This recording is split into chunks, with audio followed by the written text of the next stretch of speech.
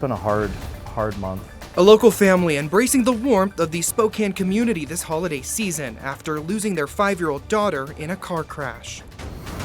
Mild temperatures across the inland northwest means I'm once again talking about rain rather than snow for your Christmas Eve, though I am tracking drier conditions for Christmas Day.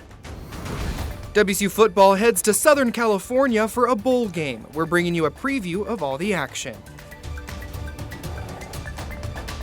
Good evening. Thanks for joining us. For KREM 2 News at 5, I'm Christian Garza. Mark and Whitney have the night off. Well, it's looking like it's going to be a wet Christmas for most of us instead of a white one. So let's start things off by checking in with meteorologist Michelle Boss to find out how this holiday week is looking. Hey, Michelle. Hey, yeah, if you're really wishing for snow, start thinking ahead to maybe New Year's, and maybe we can help you out there. But it does look like just more wet weather, mainly wet weather in the forecast for this week. And of course, that includes leading up into Christmas. Dry weather today, though. We are starting to see the clouds back on the increase and starting to see the hint of precipitation moving back in from the west side.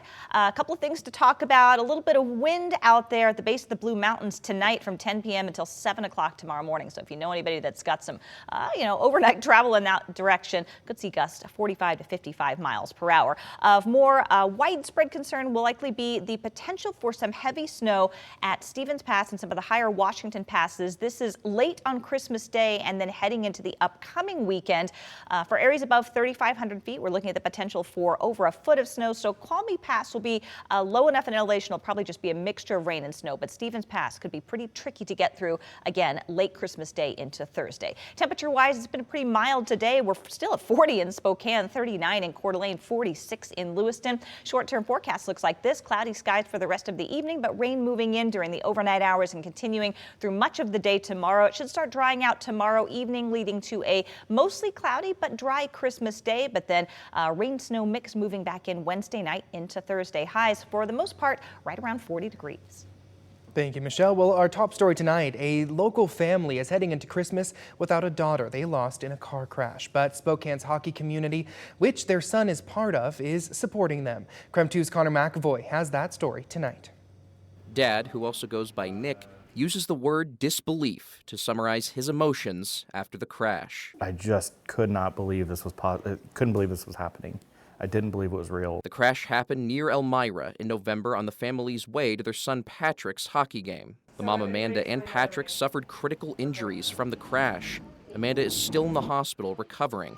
Patrick has been home for some time. Nick and Amanda say trying to move forward's been difficult, and this time of year around the holidays proves to be extra challenging. It's been a hard month, as you can imagine, especially as we get closer and closer to the day itself of Christmas. It's been very hard. As they're still processing their loss, the Spokane hockey community is giving back to them this holiday season. The Spokane Braves held a benefit hockey game on Saturday, donating $5 of every ticket sold to the family. On Sunday, Spokane's youth hockey delivered presents to the entire family. That same day, the Spokane Junior Chiefs held their annual Players versus Coaches game, with proceeds going towards the family as well. Throughout the weekend, a raffle went on with those funds going towards the family's holiday. Checking with organizers, we're told more than $10,000 have been raised so far for the Carollo family, comforting them during their first Christmas without their 5-year-old daughter. My mission has been Patrick and my wife and their health and making sure that they're moving on to the next stage of rehab. They're thankful for the help they've been getting to give to their sons. We have 2 other children that deserve a Christmas and deserve that fun and stuff. The joy on their faces is something they say is helping them move forward. As Nick says, it continues to be challenging. Truly taking it with the mindset of one day at a time, one moment at a time. Allow yourself that time to grieve if you can, and just make it to the next day. One day at a time as they remember their daughter throughout their grief and physical recovery.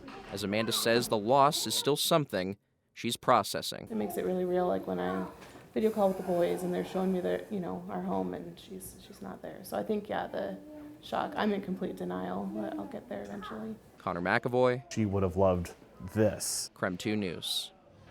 In case you missed it, the city of Okanagan is issuing a boil water advisory until further notice. Okanagan County Emergency Management posting on social media a water main break at the intersection of 2nd Avenue and Queen Street is to blame. Residents and businesses may experience dirty water. Now, if you do, the city recommends you flush water through your bathtub and take your screens off of your faucets. The Salvation Army is ringing the alarm over holiday donations being down this year. With less than a day left to reach their Red Kettle campaign goal this year, the Salvation Army says they are still down $20,000. Their goal was to raise $320,000 before Christmas Eve. These funds help to provide gifts, food, and shelter to vulnerable local families on Christmas and beyond. When you see these red kettles, they represent hope. This is our opportunity to reach into the community and partner so that we can provide essential programs for those that need us most here in Spokane. Now don't worry, there is still time to donate. You can do it in person when you see that iconic red bucket and bell ringer. And if you can't do it in person, you can do it online by visiting the Salvation Army's virtual Red Kettle. That website is listed there at the bottom of your screen. Lots more news ahead tonight at 5, including a new ethics report just released on Trump's former pick to be Attorney General. We'll tell you about the crimes it says Matt Gaetz committed. Also ahead at 5, WSU football getting ready for a San Diego bowl game. We'll take you there in 9 minutes.